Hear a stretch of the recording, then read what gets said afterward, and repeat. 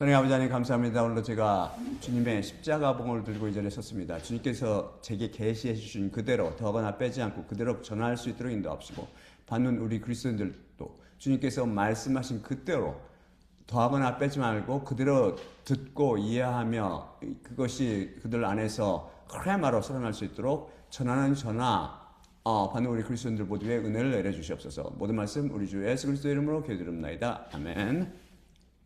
자, 그러면 본 말씀 볼까요? 본 말씀 읽을 때 다 일어서 주시기 바랍니다. 갈라디아서 2장 20절입니다. 그리스도께 내가 함께 십자가에 못 박혔으니 그래서 더 이상 내 자신이 살고 있지 않고 그래서 내 안에 그리스도께서 사시고 계시며 그래서 육신 안에 내가 지금 살고 있는 것은 나를 사랑하셨고 나를 위해 그분 자신을 내주셨던 하나님의 아들로부터 오는 믿음 안에 내가 살고 있느니라. 계속해서 주기도문을 같이 낭독하도록 하겠습니다. 하늘뜰 안에 계신 우리 아버지여, 당신의 이름이 거룩히 되게 하시며 당신의 왕국이 오게 하시고 당신의 원하심이 하늘뜰 안에서처럼 땅 위에서도 이루어지게 하시며 그 피로 적절한 저희의 양식을 오늘 저에게 주시고 또한 저희 자신들이 저희의 채무자들을 면제해 준 것 같이 저희의 채무를 면제해 주시며 저희를 시험 안으로 끌어들이지 마시고 오히려 그 악한 자로부터 구출하소서. 자, 다 앉아주시기 바랍니다. 저는 기독교라는 종교에 속한 사람들이 성경 말씀에 대해 잘 모를 뿐 아니라 아주 기본적이며 필수적인 단어의 정의도 제대로 알지 못함을 자주 확인하며 안타까움을 금치 못합니다. 제가 성경 말씀 이해에 아주 기본이 되는 단어를 들을 테니까 그 정의를 말해볼래요? 장단컨대 이 단어를 제대로 정의하는 사람은 거의 없을 것으로 추정됩니다. 그것은 어려운 단어도 아니고 가장 기초적이며 구원을 이해하는데 필수적인 단어입니다. 바로 죄라는 단어입니다. 여러분, 죄의 정의가 어떻게 되는지 아세요? 즉, 죄가 무엇입니까? 그렇다면 대부분의 사람들은 죄에 대해 막연히 알고 있으며 제대로 대답하지 못할 것입니다. 도덕교과서를 떠올리겠죠. 십자가 복음을 잘 아는 그리스도인 여러분은 죄란 율법을 깨는 것으로 알고 있을 것입니다. 그것은 요한일서 3장 4절의 성경적 정의로 정답이지만 반절만 맞은 꼴입니다. 죄는 두 가지 뜻이 있다고 배웠죠. 첫째가 바로 죄는 불법, 곧 율법인 하나님의 계명을 깨는 것입니다. 둘째의 뜻을 아는 사람은 거의 없을 텐데요. 그것은 바로 죄란 죄를 짓게 하는 실체를 의미합니다. 이것을 창세기 4장 7절 하나님께서 가인에게 하신 말씀과 로마서 7장 말씀을 통해 죄란 막연한 개념이나 추상적인 관념이 아니라 우리 안에 실체로 존재하고 있다고 배웠습니다. 죄에 대한 확실한 정의를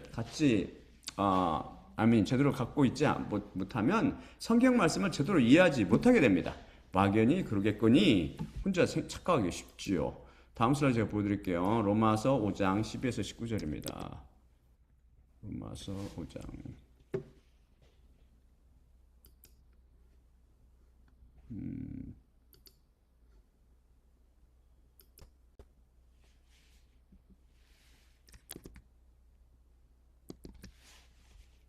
이런 이유로 한 사람을 통해 죄가 세상 안으로 들어온 것처럼 또한 죄를 통해 사망이 들어왔으며 또한 이처럼 모든 사람들 안으로 사망이 통과하여 지나갔으니 모든 사람들이 죄를 지었기 때문이라. 정령 율법의 때까지 죄가 세상 안에 있었으나 율법이 있지 않을 때 죄는 빚으로 부과되지 않느니라. 그러나 아담으로부터 모세까지 아담의 위법의 유사함에 근거한 죄를 짓지 않은 자들 외에도 사망이 왕으로 다스렸으니 아담은 임박하신 분의 본보기이니라. 그러나 그 범법 같지 않게 또한 그 은사가 이러하니라. 만일 한 사람의 범법에 의해 많은 자들이 죽었다면 더욱 많이 하나님의 은혜와 한 사람 예수 그리스도에 속한 은혜 안에 있는 그 선물이 많은 자들에게 풍성했기 때문이라. 또한 그 하사품은 한 사람의 죄를 지은 것을 통한 것과 같지 않으니 한편 한 사람으로 말미암아 그 판결이 유죄 판결에 이르렀으나 다른 한편 많은 범법들로 말미암아 그 은사가 의롭다 함에 이르렀기 때문이라. 만일 한 사람의 범법으로 말미암아 그 한 사람을 통해 그 사망이 왕으로 다스렸다면 더욱 많이 은혜와 의 선물의 풍성함을 받은 자들이 생명 안에서 한 분 예수 그리스도를 통해 왕으로 다스리라. 그래서 한 사람의 범법을 통해 모든 사람들이 유죄 판결에 이른 것 같이 이렇게 또한 한 사람의 의로운 행위를 통해 모든 사람들이 생명의 무죄 판결에 이르렀으니 한 사람의 불순종을 통해 많은 자들이 죄인들의 자리에 놓이게 된 것처럼 이렇게 또한 한 사람의 순종을 통해 많은 자들이 의로운 자들의 자리에 놓이게 되었기 때문이라. 이것은 제가 로마서 말씀을 그대로 축자적으로 번역한 거죠. 여기서 보듯 한 사람 아담으로 인해 죄가 인간 세상 안으로 들어오게 되었습니다. 죄란 율법인 하나님의 계명을 깨는 것인데 아담은 창세기 2장 16에서 17절을 통해 하나님께서 주신 계명 그 정원의 모든 나무로부터 정녕 내가 먹을 것이니라. 그러나 선과 악의 그 지식의 나무로부터 그것으로부터 너는 먹지 말지니 왜냐하면 그것으로부터 내가 먹는 날에 내가 정령 죽을 것이기 때문이라를 깨서 죄를 범했기 때문입니다. 그가 왜 하나님께 불순종하고 하나님의 계명을 어겨 죄를 지게 되었습니까? 바로 그것으로부터 먹는 날에 너희 눈들이 열려 선과 악을 아시는 하나님과 같이 너희가 될 것을 하나님께서 아시기 때문이라. 거짓말한 사탄에 속았기 때문입니다. 그들이 속은 이유는 그들 안에 있는 정욕 때문이었다고 살펴봤지요. 바로 하나님과 같이 되겠다라며 그들이 하나님께 불순종한 것입니다. 하나님의 한 피조물이요 노예의 상태에서 나를 주장하며 하나님으로부터 떨어져 나가 하나님과 비했다고 나를 만들어낸 것입니다. 원래 모든 피조물에는 나가 없었습니다. 하나님을 섬기며 찬양하도록 하나님의 뜻에 따라 지어진 하나님께 수속된 하나님의 피조물 따름이었지요. 이 피조물 하나가 다른 것들과 조화를 이루며 하나님께서 맡기신 일을 할 때 하나님 보시기에 좋고 온전한 것이 됩니다. 이것이 바로 피조물의 본래 모습이요 질서이며 하나님이 보시기에 좋은 상태입니다. 나가 없는 상태이며 그 누구도 나를 주장하지 않고 피조물 본연의 모습을 지키며 하나님께 전적으로 복종하는 상태이기 때문입니다. 천사들이 좋은 애가 될 것입니다. 따라서 우리의 본래 모습이 무엇이죠? 우리는 피조물로 하나님께 의존적인 존재로 창조되었습니다. 우리가 생명의 근원이신 하나님께 붙어 있을 때 포도나무 가지가 포도나무로부터 진액을 받듯 살아남고 또한 열매를 맺게 됩니다. 그런데 죄는 바로 이런 본연의 모습을 망각하게 하여 우리를 하나님께로부터 떼어내어 피조물이라는 본래 위치에서 하나님의 위치에 올려놓는 것입니다. 바로 죄가 나를 만들어냈죠. 사탄은 교만하여져서 하나님과 비겠다며 나를 만들어내며 하나님께 반역을 꾀했습니다. 그 악한 자는 인간을 자기 반역에 끌어들여 나를 만들어내게 했고 인간을 노예로 부려먹고 있습니다. 사실 나를 갖고 있는 분은 창조주이신 여호와 하나님 오직 한 분뿐입니다. 하나님께서 모세에게 하나님의 산 호렙의 덤불 가운데 불로 나타나 하나님의 백성 이스라엘을 애굽에서 구출해 내라고 명령하시며 애굽으로 가라고 말씀하십니다. 그러자 모세가 이스라엘 백성이 그분의 이름이 무엇이냐? 라고 물으면 무엇이라 대답해야 하나이까? 라며 하나님의 이름을 여쭙습니다. 그러자 하나님께서 모세에게 이르시되 나는 나인 나다 라고 출애굽기 3장 14절을 통해 말씀하셨습니다. 모든 번역성경이 하나만 딱 빼고 CJB만 빼고 다 모여겠다고 그랬죠. 오직 그분 홀로 나이십니다. 그런데 나를 만들어낸 한 사람 아담으로 인해 인류의 죄와 사망이 찾아왔습니다. 그의 불순종은 하나님 옆에 나를 놓는 것으로 아담은 하나님처럼 자기를 높였습니다. 하나님같이 되겠다. 이거 나쁜 생각을 먹은 것이죠. 그래서 노예의 길을 거부하며 하나님의 한 부분으로 남아있기를 거절해버렸습니다.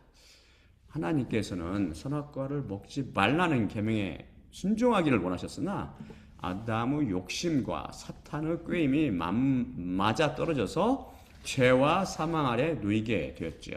첫 아담은 순종에 실패했습니다. 하나님께서는 행위가 아닌 순종, 즉 오직 믿음을 통해 구원하시기로 하셨습니다.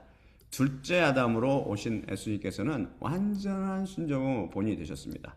그런데 아담은 죄로 인해 하나님의 형상과 유사함을 잃어버렸고 영과 영혼과 육신이 죽어 이제는 인간의 형상, 자신의 형상을 따라 후손을 낳게 되었습니다. 다음 슬라이드 제가 보여드릴게요. 창세기 1의 3절입니다. 창세기 5장 1의 3절요. 이것은 아담의 계보의 책이니 하나님께서 아담을 창조하심의 날에 하나님의 유사함 안에서 그를 그분께서 만드셨더라. 남성과 여성으로 그분께서 창조하셨으며 그들을 그분께서 축복하셨고 그들의 이름을 아담이라고 그들을 창조하신 날에 부르셨더라.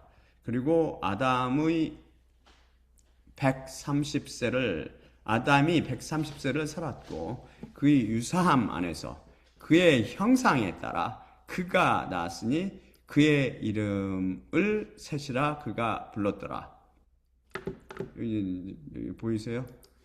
하나님의 형상에서 아담의 형상으로 바뀌어버리자. 종교는 원죄설이라는 이론을 만들어냈지만 사실 방금 전에 읽은 로마서 5장 12절 이런 이유로 한 사람을 통해 죄가 세상 안으로 들어온 것처럼 또한 죄를 통해 사망이 들어왔으며 또한 이처럼 모든 사람들 안으로 사망이 통과하여 지나갔으니 불도저처럼 그냥 쓸어버린 사람들 다 모든 사람들이 죄를 지었기 때문이라.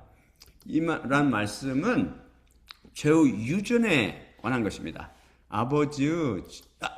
아버지가 지은 죄가 아들에게 유전되는 것이 아니라 더 정확히 표현하여서 죄의 성향이 유전되는 것이죠. 죄는 실체로 존재하므로 이 실체가 유전자를 통해 물려지게 됩니다. 오늘 주제에 맞춰 말하면 또 다른 나를 만들어내는 것이 바로 인간 탄생입니다. 이 나는 죄 중에 잉태되며 죄를 갖고 태어납니다. 나가 있는 곳에 죄가 있으며 하나님께 대한 반역이 있는 것이죠. 죄가 실제로 존재하는데 그 실체는 바로 나의 이름을 갖고 있는 것입니다. 그리고 죄가 있는 곳에는 반드시 사망이 있습니다.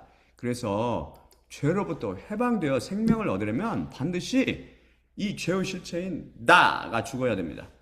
아담은 하나님의 형상을 잃어버리고 영과 영혼과 육신이 죽게 됩니다.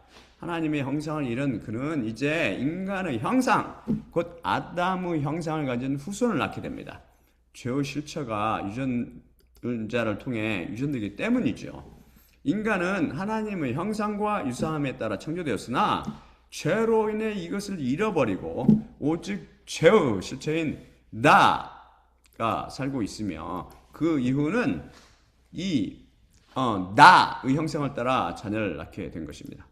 하나님께서는 사랑하시는 자들을 둘째 아담처럼 순종하는 사람으로 만들어 가십니다. 순종이 바로 나를 비우며 나를 거부하는 행위이기 때문이죠. 대표적인 예가 바로 아브라함입니다. 그분은 하나님께서는 아브라함의 삶을 통해 그를 순종의 사람으로 만들어 가셨습니다. 아브라함은 하나밖에 없는 아들 이삭을 하나님께 기꺼이 바침으로 믿음의 아들들에게 본을 보여줬습니다.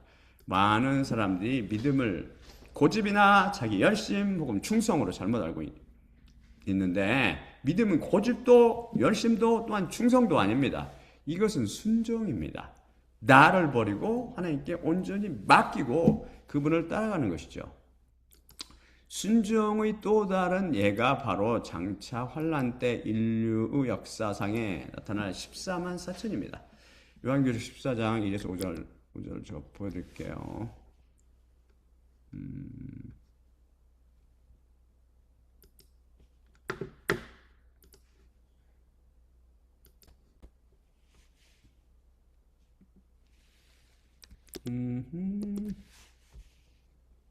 그리고 내가 보았는데 보라, 그 양께서 시온산 위에 서 계셨고 그분과 함께 그들의 이마 위에 적혀있는 그분의 이름과 그분의 아버지의 이름을 가지고 있는 14만 4천이 있었는데, 하늘로부터 많은 물들의 소리 같고 거대한 우레의 소리 같은 소리를 내가 들었으며, 내가 들었던 그 소리는 수금 연주가들이 그들의 수금들로 수금을 타는 것 같은 소리였더라. 그리고 보좌 앞과 내 생물들과 장로들 앞에서 새 노래 같은 것을 그들이 노래하는데, 땅으로부터 사들인 자들인 14만 4천 외에는 누구도 그 노래를 배울 수 없었더라. 이들은 여자들과 함께 더럽혀지지 않은 자들인데 동정이기 때문이요, 그분께서 어디로 가든지 그 양을 따라가는 자들이라. 이들을 사람들로부터 하나님께 그리고 그 양께 첫 열매로 사들였으니 그들의 입 안에 거짓을 써볼 수 없고 그들이 무음하니라. 지금 십자가 복음을 듣고 있는 여러분 중에 분명 14만 4천이 들어있을 것입니다. 여러분 자신은 아직 성령님의 도장을 받지 않아 잘 모르겠지만 십자가 복음에 끌린다면 가능성이 높겠죠. 여기에 등장하는 14만 4천 명은 동정, 곧 수총각이라고 묘사됩니다. 이것은 환란 때 하나님의 노예로 선택된 사람들이 결혼하지 않고 성관계가 전무한 남자들이라는 의미가 아닙니다. 이것은 그 마음 가운데 우상 숭배인 탐심이 아니고 성령님께서 와 계심으로 오직 예수님만 바라보고 있는 남자들을 일컫습니다. 하나님의 법이 마음에 새겨진 자들, 즉 이미 십자가 사건을 통해 나가 죽은 사람들입니다. 이들의 다른 특징은 그분께서 어디로 가든지 그 양을 따라가는 자들이라는 것입니다. 이 말이 무슨 뜻인지 아십니까? 만일 여러분을 누군가가 푸른 초장이나 실만한 물가로 인도하면 어떻겠어요? 그냥 기꺼이 따라갈 것입니다. 그런데 여러분을 거센 파도가 있는 바다나 불길에 휩싸인 들판으로 이끈다면 기꺼이 따라가겠습니까? 이 14만 4천 명은 그 양께서 자신들을 그 어디로 인도하든지 절절 따라갑니다.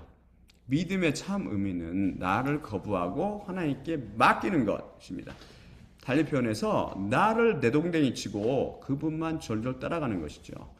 또한 이것을 비슷한 말이 순종입니다.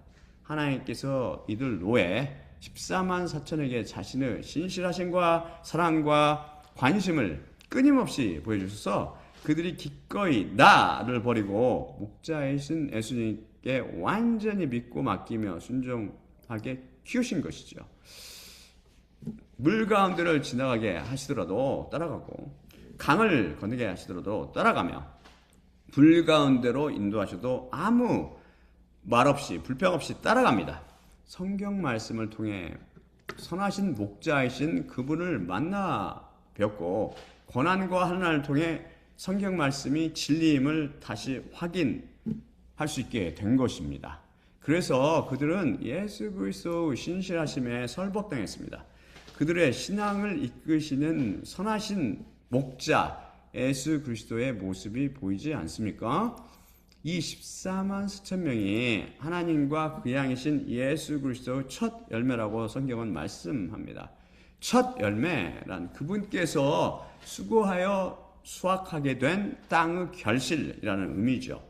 그들이 나를 버리게 된 것은 온전히 하나님과 예수님의 열심과 수고, 덕택이라는 것입니다.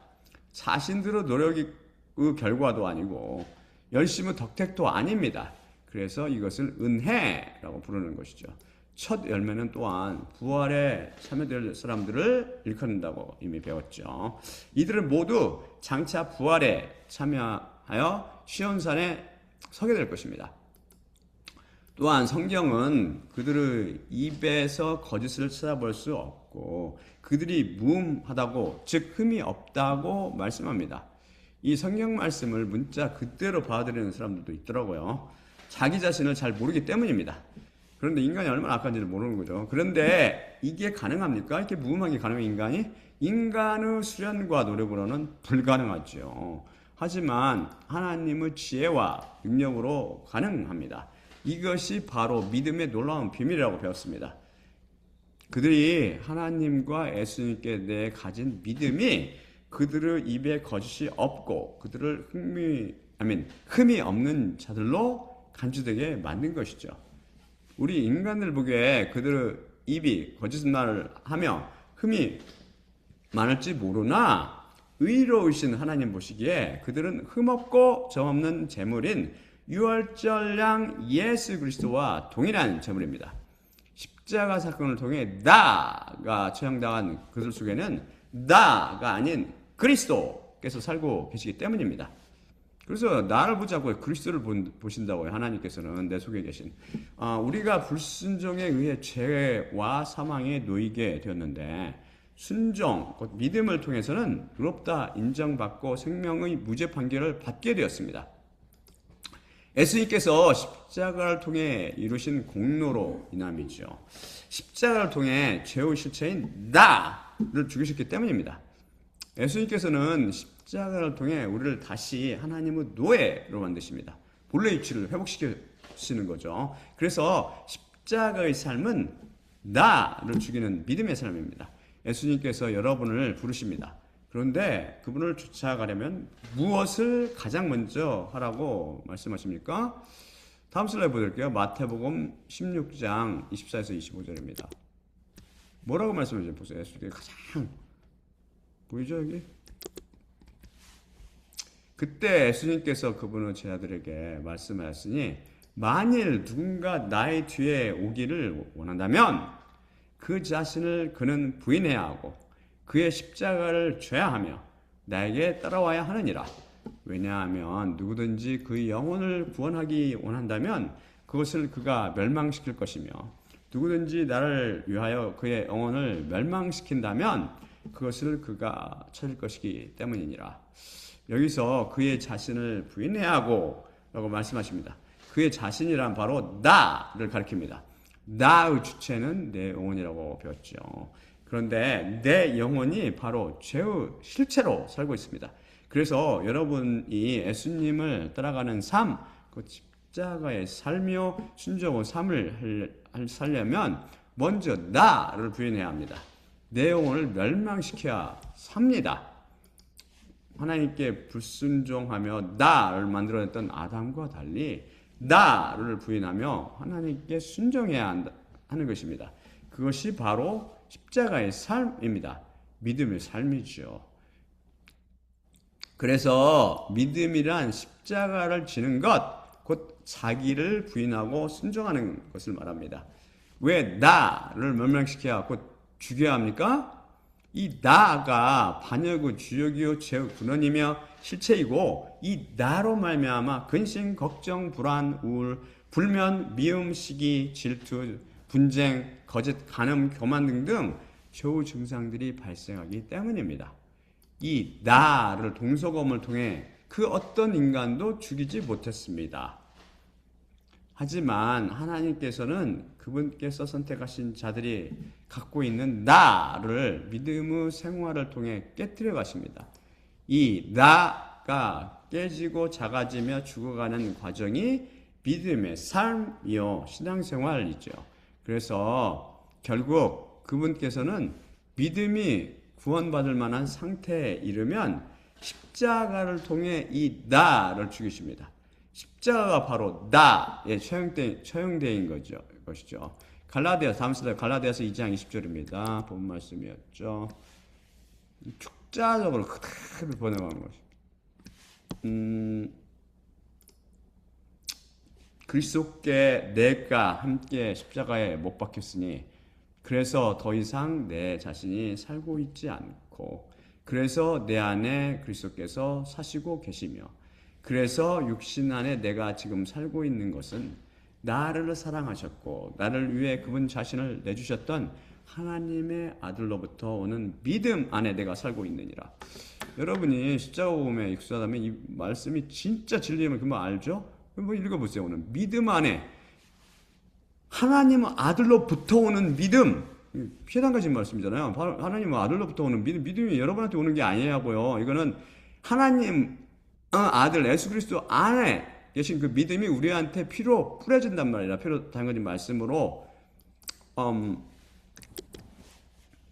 하나님께서는 나를 죽이시는 것을 그리스도인들의 믿음의 생활을 통해 하시는데 그 원동력이 바로 믿음, 곧 피에 담가져 있는 예수님의 말씀입니다.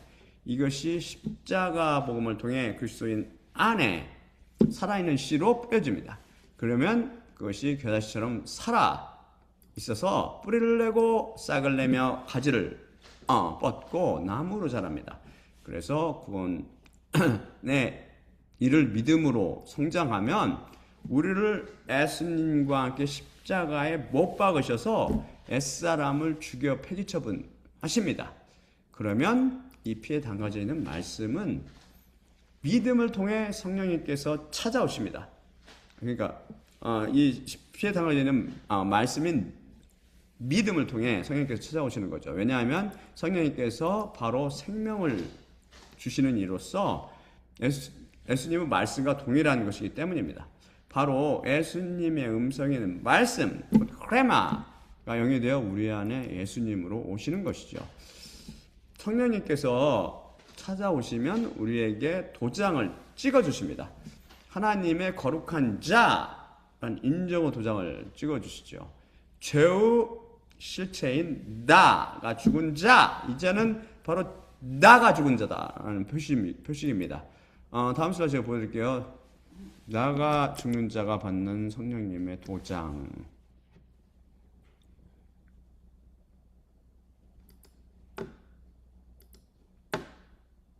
이 도장은 영적 존재는 다 알아본다고 그랬죠. 이미 배웠습니다. 가상이 아니에요. 성경 말씀은 가상 절대 아닙니다. 실체라고, 실체. 그걸 가상으로, 철학에서는 가상이겠죠. 철학이나 종교에서는 이게 가상이지만 성령 말씀에서는 그 진리로 참입니다. 실체고. 첫째, 고린도 후서 1장 21에서 22절입니다. 또한 우리를 너희와 함께 그리스도를 향해 굳건하게 하시고 우리를 기름 부으신 분은 하나님이시니 그분이 또한 우리를 스스로 도장 찍으시고 우리 마음에 성령님의 보증을 주셨느니라. 도장과 성령님은 같은 것으로 생각하시면 안 됩니다. 다른 겁니다. 에베소서 1장 11에서 14절입니다.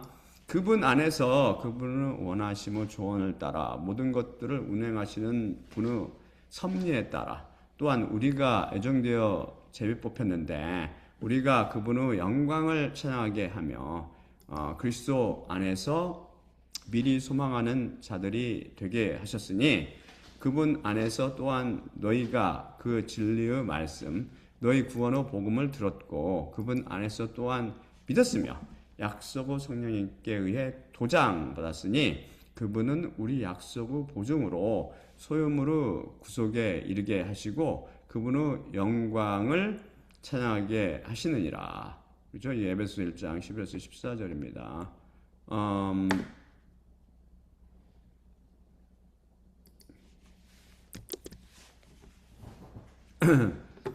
위로부터 난 사람들이 받는 도장은 우리가 하나님의 것이라는 표식입니다.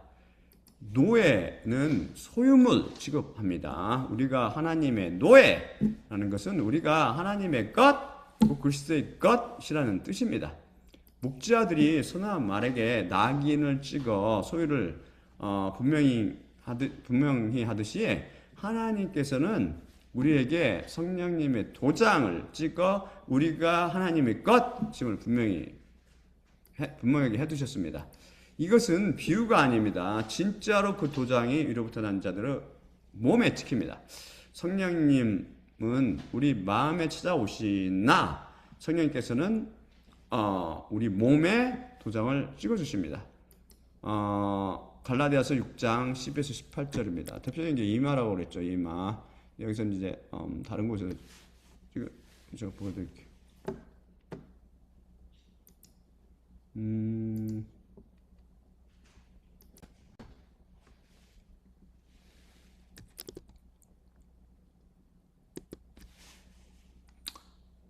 육신의 겉모양만을 보여주기 원하는 자들은 모두 억지로 너희를 할례받게 하는데 이는 오직 그리스도의 십자가로 말미암아 핍박을 받지 않게 하려 함이라. 할례를 받은 그들 자신은 분명 율법을 지키지 아니하면서 너희를 할례받게 하는 것은 그들이 너희의 육신으로 말미암아 자랑하려 함이라. 그러나 저는 오직 우리 주 예수 그리스도의 십자가만 자랑하게 하소서. 그분으로 말미암아 세상이 내게 대하여 십자가에 못 박혔고 내가 또한 세상에 대하여 그리하였느니라. 정녕 할례도 무할례도 없고 오히려 새 창조가 있느니라. 그래서 이 기준에 의해 열 안에서 걷는 자들은 모두 그들과 하나님의 이스라엘 위에 평안과 자비가 있느니라. 지금부터 아무도 나에게 수고를 끼치지 말지니 나 자신이 예수님의 소인들을 내 몸 안에 쥐고 있기 때문이라. 우리 주님 예수 그리스도의 은혜가 너희의 영 형제들과 함께 있기를. 아멘. 하나님께서는 아브라함이 하나님께 믿고 맡기자 그를 의롭다 인정해 주십니다. 그러자 이 믿음으로 말미암아 의에 대한 보상으로 할례 언약을 아브라함 및 그 후손과 세우시지요.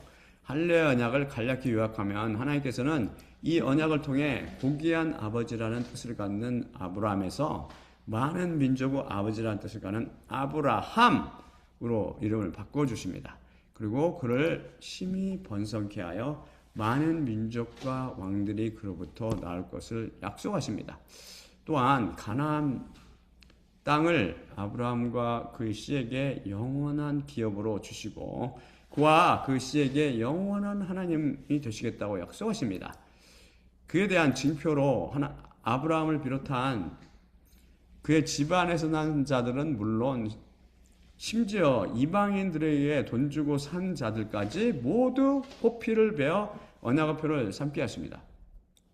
피를 흘리게 하신 것이죠. 이렇게 함으로 언약의 중대성을 선포하셨으며 동시에 인간의 살에 하나님의 언약, 곧 복의 약속을 새겨주심으로 그분의 언약을 기억하게 하시고자 하셨고 동시에 하나님 편에서는 이 언약을 반드시 지킬 것을 확증하신 것입니다. 그 이후 레위기 12장 3절을 통해 할례를 율법의 계명으로 넣어 명령하십니다. 그래서 이스라엘 백성은 할례를 받거나 시행하는 것을 하나님의 절대 명령으로 여기고 철저히 지켜 행하는 것이죠. 율법의 계명으로 받아들인 것입니다. 예수님께서 이 땅에 오셔서 율법을 완전히 지켜 행하시고 완성하신 후 십자가 위에서 완전히 완성하신 후 십자가 위에서 율법을 폐해 버리시죠. 이제 예수 그리스도 사람들 곧 그리스도인들은 율법으로부터 해방되었으며 더 이상 할례를 받을 필요가 없게 되었습니다. 할례는 하나의 율법 행위로 간주되기 때문입니다. 그래서 율법의 행위를 통해서, 즉 율법을 지켜야만 구원을 얻을 수 있다고 주장하는 이스라엘 사람들과 예수 그리스도의 십자가를 통해서만 구원을 얻을 수 있다고 주장하는 사도 바울 사이에는 가는 곳마다 갈등과 분쟁이 끊이지 않았습니다. 사도행전 그 이야기잖아요.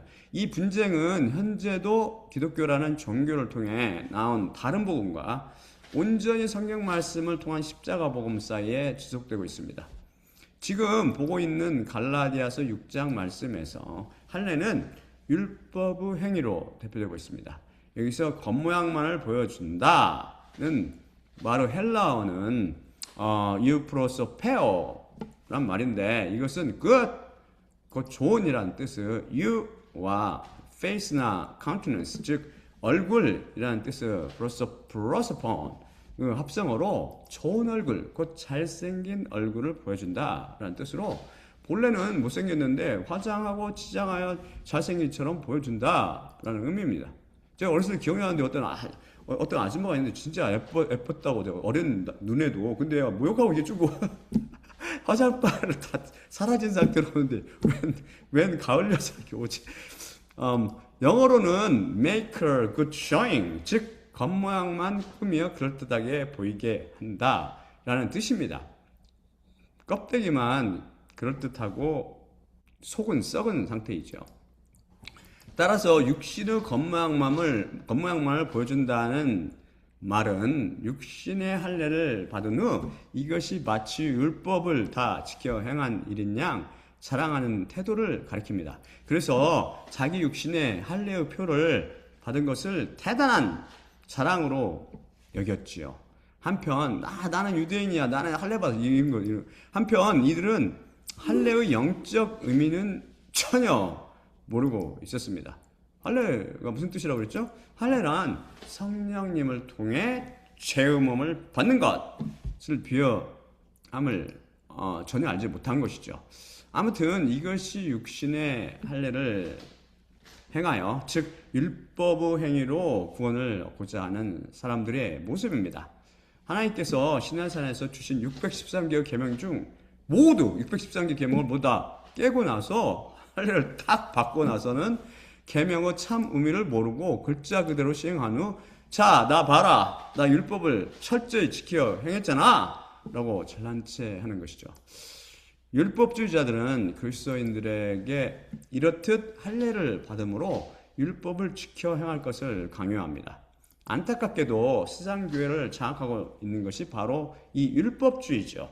사도 바울이 유대인들에게 왜 핍박을 받았습니까? 그는 율법의 의로는 구원을 받을 수 없다, 즉 율법을 지켜서는 구원을 받을 수 없다라고 설파하며 율법의 계명들을 지켜 구원을 받고자 했던 유대인들에게 정면으로 도전했기 때문입니다. 예수님께서도 동일한 이유로 유대인들한테 하나님의 계명을 어기며 하나님을 모독하는 자라고 핍박을 받으셨지 않습니까? 할례를 받는 자, 곧 율법의 의로 사는 자들은 자신의 육신에 새겨진 할례의 표를 자랑합니다. 즉 율법의 행위, 곧 육신의 것을 자랑하지요. 자신이 율법을 지켰음을 자랑합니다. 세리와 함께 성전에 올라간 바리새인의 기도를 기억하시나요? 그는 하나님 앞에서 저는 일주일에 2번씩 금식하고 소득의 11조를 드리나이다 라고 자랑했지 않습니까? 나는 금식 기도도 하고 철학 기도도 하고 새벽 기도도 하고 성경을 300독 했고 성경 구절을 600구절을 외웠고 11조는 물론 감사헌금, 건축헌금, 장학헌금도 내고 불우이웃을 위해 일주일에 한 번은 반드시 병원이나 고아원 및 양로원을 방문하며 자원봉사도 하고 등등등.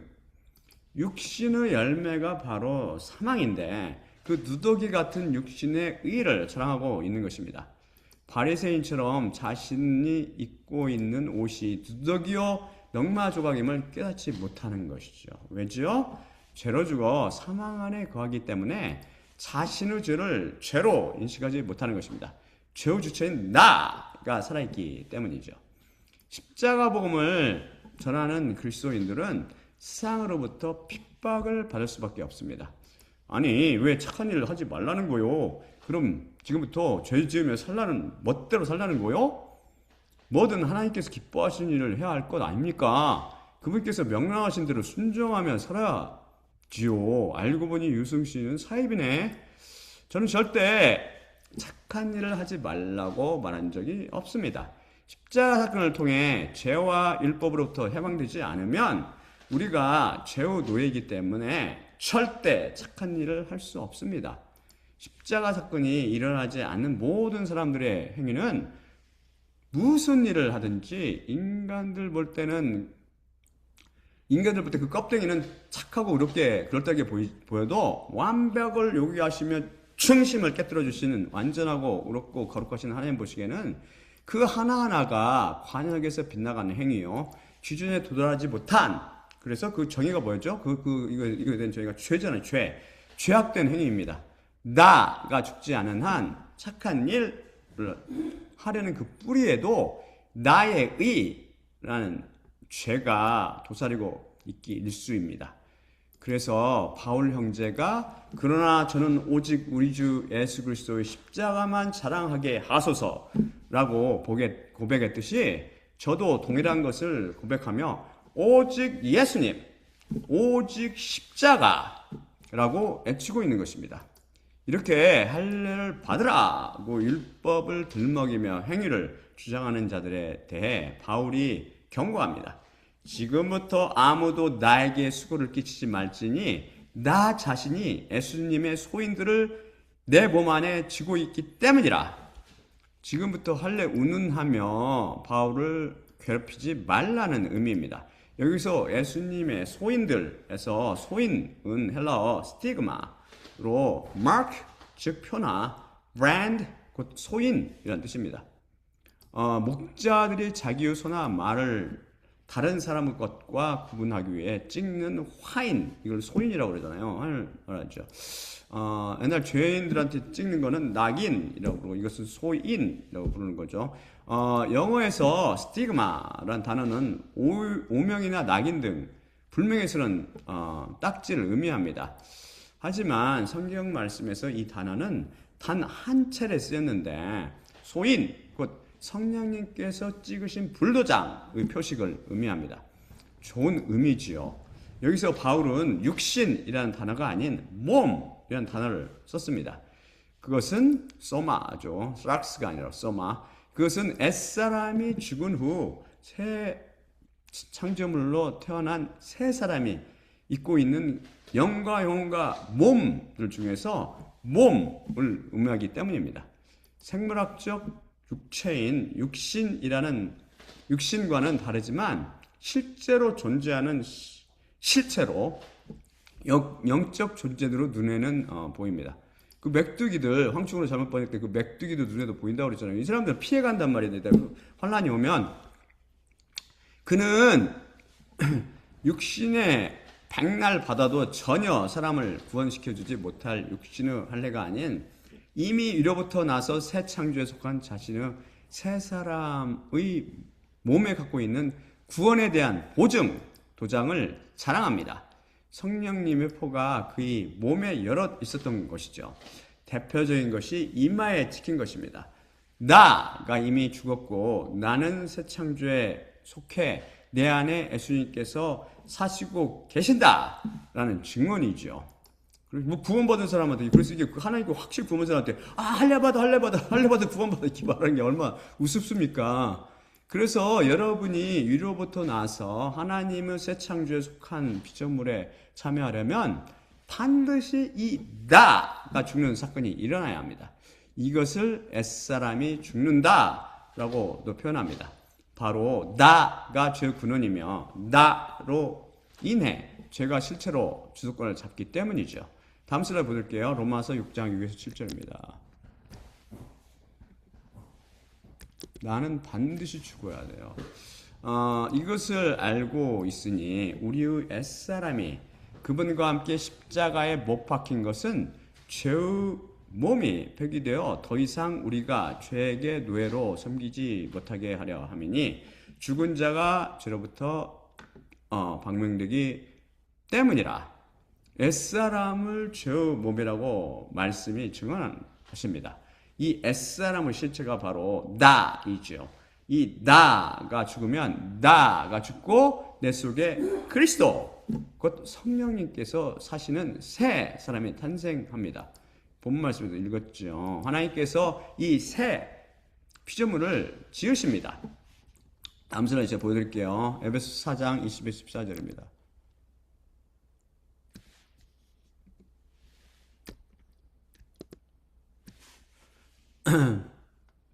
그러나 너희 자신들은 이렇게 그리스도를 배우지 않았느니라.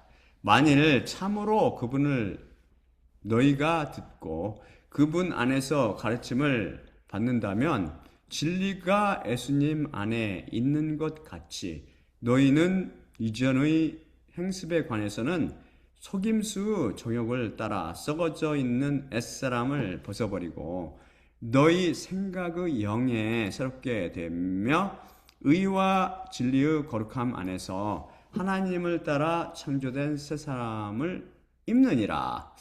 에베소서 이 구절은 정확히 위로부터 남에 대해 이야기하고 있습니다. 이 구절은 조건문과 부정사 문장으로 되어 있어서 시제보다 동작 행태에 초점을 맞추고 있습니다.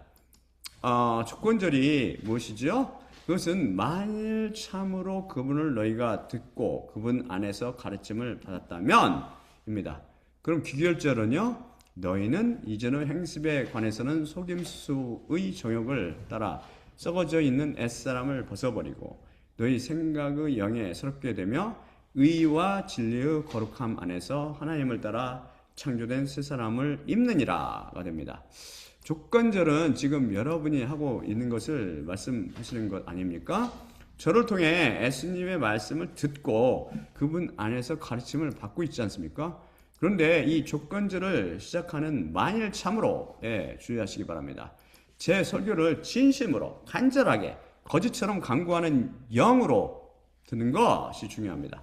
그냥 건성으로 혹은 당신 가르치는 바는 내가 지금까지 배운 것과 너무 달라. 그러니 내가 과연 당신 말을 믿을 수 있을까? 라는 불신의 태도로 들으면 아무 소용 없습니다.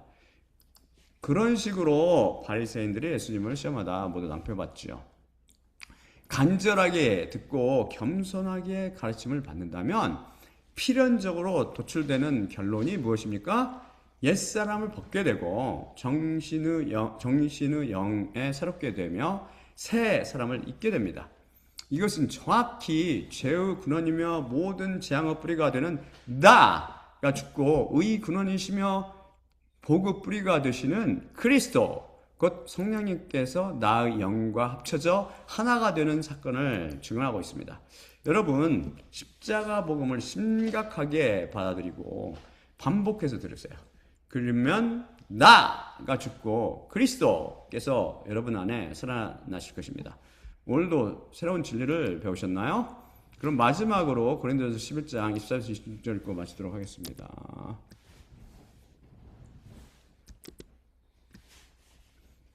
내 자신이 확실히 주님께로부터 받았고 그것을 또한 너희에게 내가 넘겨주었으니 주 예수님께서 넘겨주시던 밤에 떡을 취하셨고 감사드리신 후 쪼개셨으며 말씀하였으되 이것은 너희를 위한 내 몸이니 나를 기억하기 위해 이것을 너희는 행하라. 마찬가지로 또한 저녁 만찬을 잡수신 후 잔을 취하셨고 이르시되 이 잔은 내 피 안에 있는 새 언약이니 너희가 마실 때마다 나를 기억하기 위해 이것을 너희는 행하라. 확실히 이 떡을 너희가 먹을 때마다 또한 그 잔을 너희가 마실 때마다 주님의 죽으심을 그분께서 오실 때까지 너희가 선포하느니라. 예수님의 몸과 피로 상징되는 떡을 떼며 잔을 마실 때마다 십자가를 통해 우리를 끌어안고 나를 당신께 못 박아 처형시켜 주시는 예수님만 바라봅시다. 또한 나를 기억하기 위해 예수님만 바라봅시다. 아멘.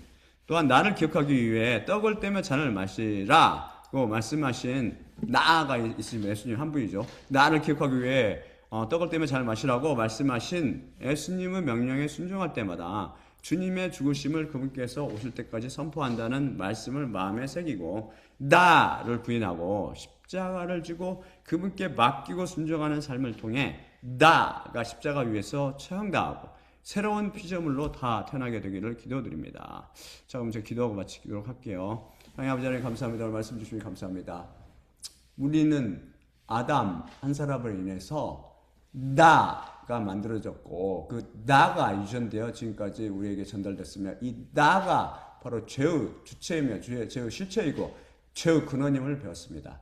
이 나를 죽일 수 있는 유일한 방법은 예수 그리스도 십자가밖에 없음을 우리가 배웠고 고백하나이다. 주님, 우리가 이 나를 죽이기 위해서 주님께 나올 때 주님께서 우리를 봐주시고 또한 주님의 백성들을 십자가공을 통해서 불러주시며 그 믿음을 피해 당하신 말씀을 키워주셔서 그걸 통해서 키워주셔서 때가 차면 끌어안으시고 십자가에 못 박아 나를 처형시키심으로 우리 그리스도인들이 한 사람씩 한 사람씩 위로부터 나서 하나님의 백성 그 대열에 참여할수록 우리 모두에게 은혜를 베풀어 주시옵소서. 모든 말씀 우리 주 예수 그리스도 이름으로 기도드립니다. 아멘. 자, 그러면 제가 마치도록 하지요.